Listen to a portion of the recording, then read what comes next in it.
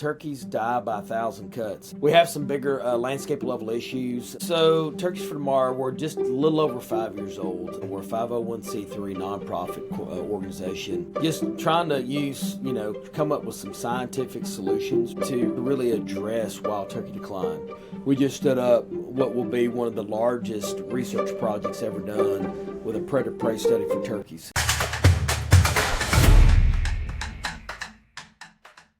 Jason, welcome to the podcast, Grow Healthy, Help People, a podcast that Accordis, our company, puts out, talking about nonprofit leadership, how leaders lead, and how they get to where they are in their impact.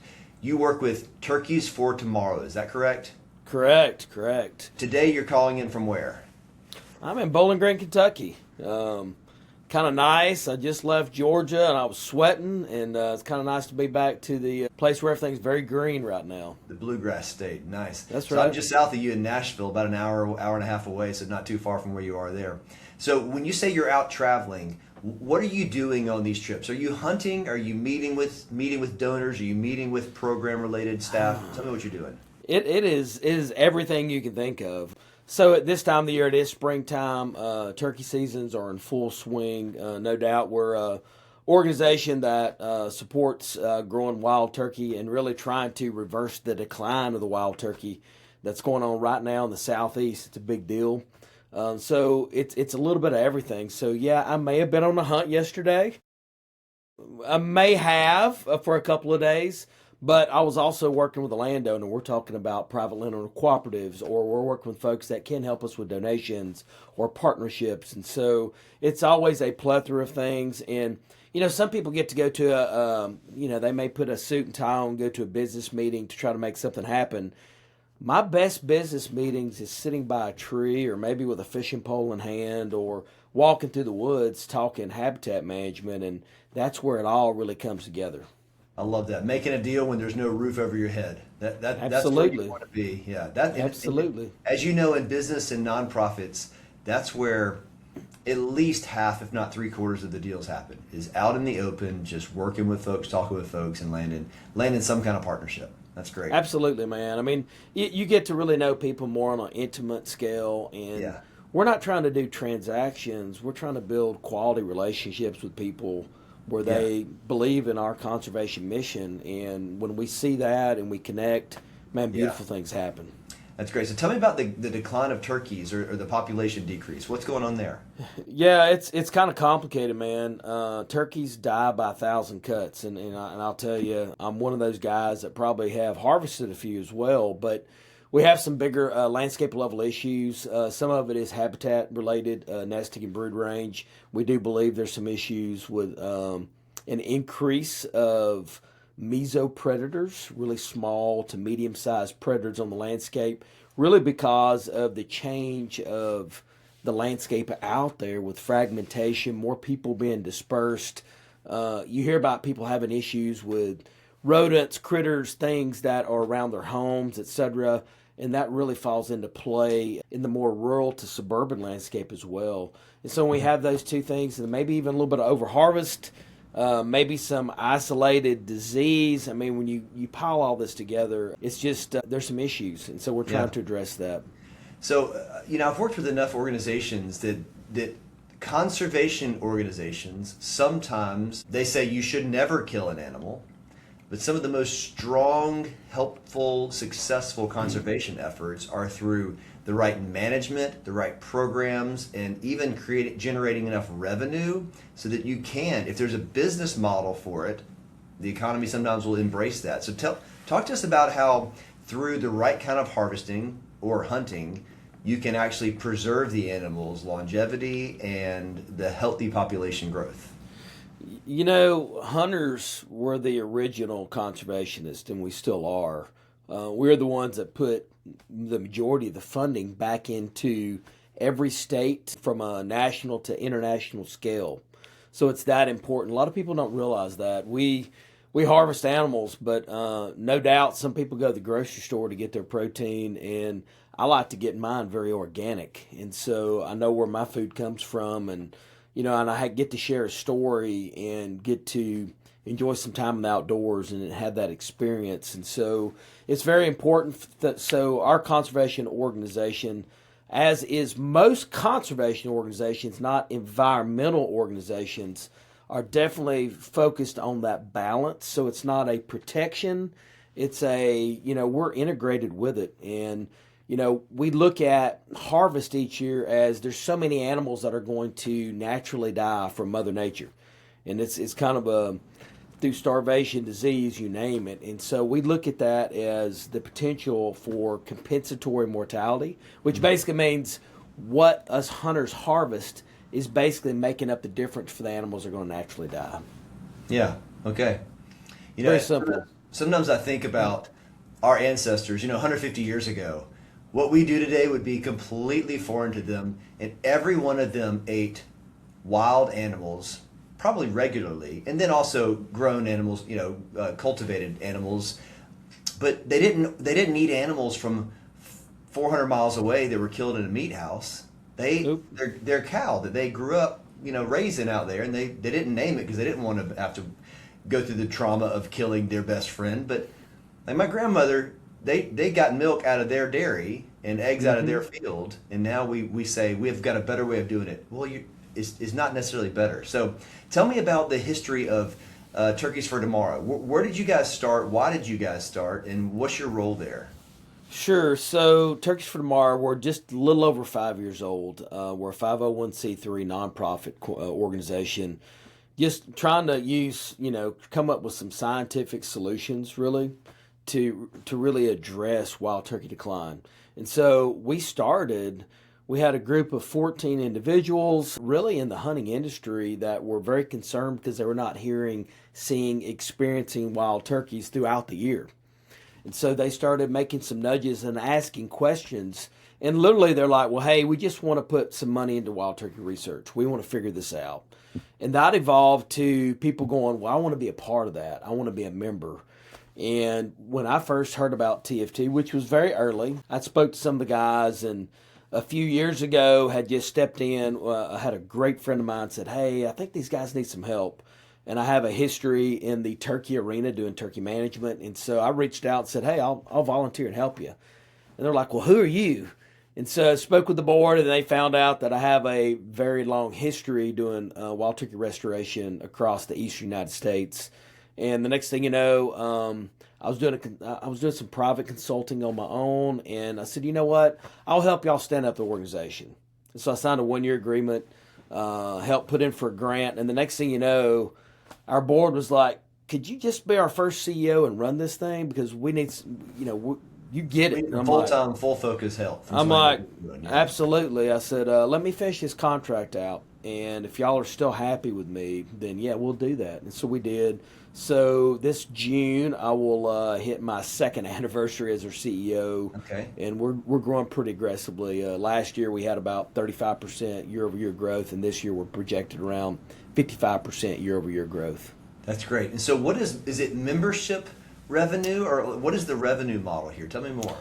It's a blend. It's a very diverse blend of revenue flow. So we do have memberships, annual, multi-year memberships, lifetime memberships. Mm-hmm. We also have some fantastic donors that we're starting to kind of grow and cultivate as we speak. Yeah. We have e-commerce that's working very well. And then this past year with 501c3s and what we do, we just went through our first internal audit last year, which actually opens up the door to allow you to pursue certain types of grants and agreements. So we have some small grants and agreements, but now we're starting to look and solicit for something larger. So it's a blended, diverse revenue model. We have fundraising events, conservation dinners. We've had some golf tournaments, shooting sports, you name it. It's kind of a blend, and we're putting this back into the volunteers' hands of how do you want to help us with your time, talents, or treasures? And whatever that is, we just put them to work, right, and let them chase it. So it's good. I love what you're doing. That's neat. So was your background in nonprofit work before this? It was. It was. I have a very blended background. So I actually went to school at UT Knoxville. Got my undergraduate and graduate work in wildlife biology and forestry, and so that's my platform. I started my career with a state agency. I lived in Southwest Georgia, working as a private lands biologist, and kind of covering the half of the state. I was the only private lands biologist bouncing around with landowners everywhere. Left there, went to my first nonprofit. Kind of scared me, but I jumped in with the National Wild Turkey Federation. Okay, and spent about a decade with them, doing a little bit of everything, and then left there and went to work for the Union Sportsmen's Alliance, working with union labor across the United States, doing labor projects for conservation, like building pavilions or a reef restoration or something of that nature. Spent a little bit of time in Washington, D.C., and then started doing some things on my own with private consulting, and then jumped into TFT and back to where I really love. I'm just kind of a turkey nut, man. That's your thing.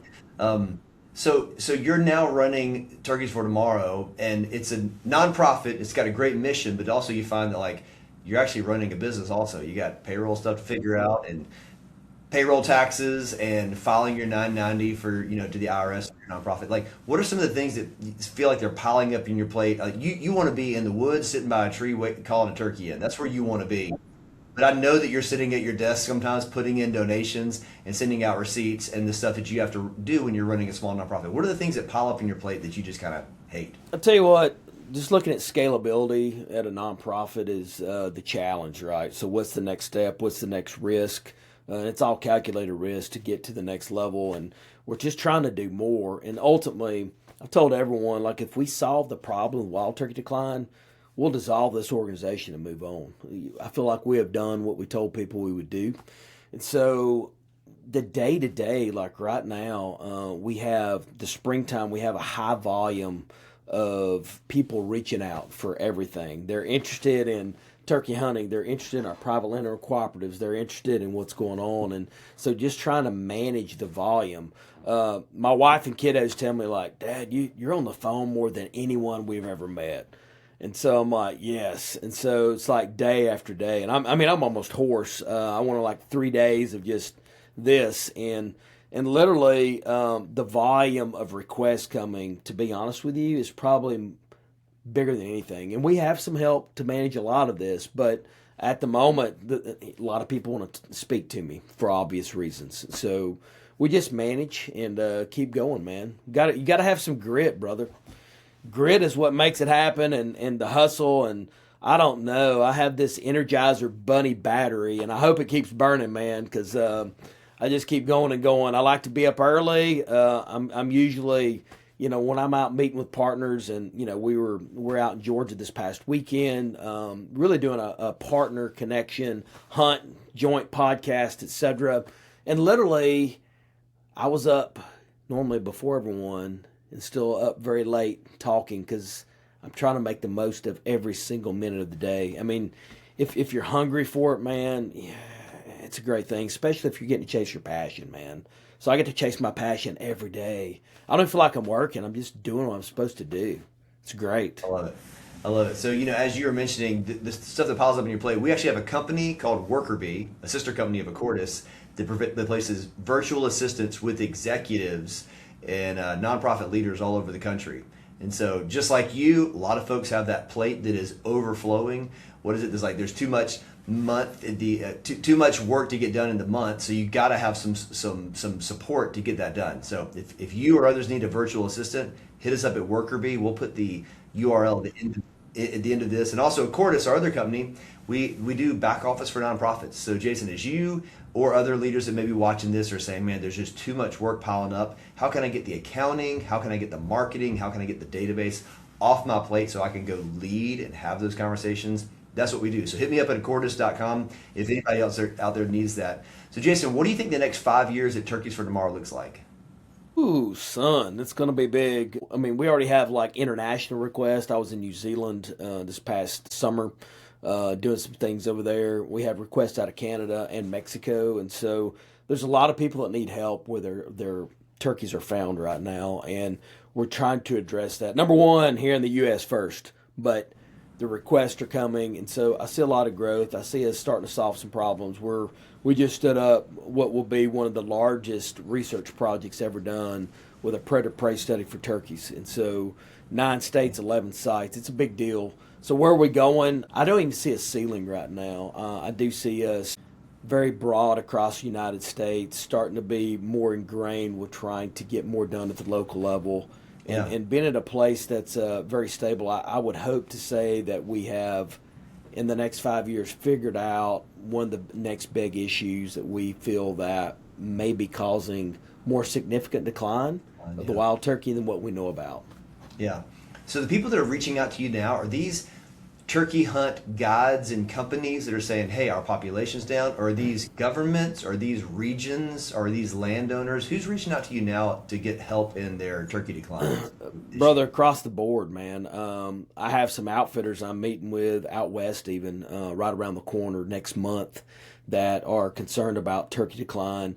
We have a ton of private landowners where we have some isolated pockets of birds that are just disappearing, and so we're trying to address it. And it's all over, from small landowners to, I have a very large 50,000 acre landowner that's like, hey, I don't have turkeys anymore. What's going on? And so there's some issues, and I don't think none of us know what all the answers are, but we have to push a little harder and figure it out. So that's why we're trying to do fundraising. We're trying to get some money in. We're trying to apply the really basic research to address these issues and try to help the private landowners. In the eastern United States alone, 87% of the land mass is privately owned. And so if we're going to address wild turkey decline and conservation efforts at large, we got to have a large focus on private landowners. Yeah. Yep. And give me last question. You guys are wanting turkey population to stay steady and to grow and not to be declining. And a big part of that is because you know the value and the impact that turkey hunting has on men, on women, on children, on families, on generations. Yep. Tell me a little bit about the impact you've seen turkey hunting have in your life and on some of those around you. I tell you what, man, each year what I look forward to is spending time with people in the outdoors, turkey hunting. And some of my fondest memories are made there. And I won't tell you every single detail of just this last weekend, but I will say we had a few grown men in tears together.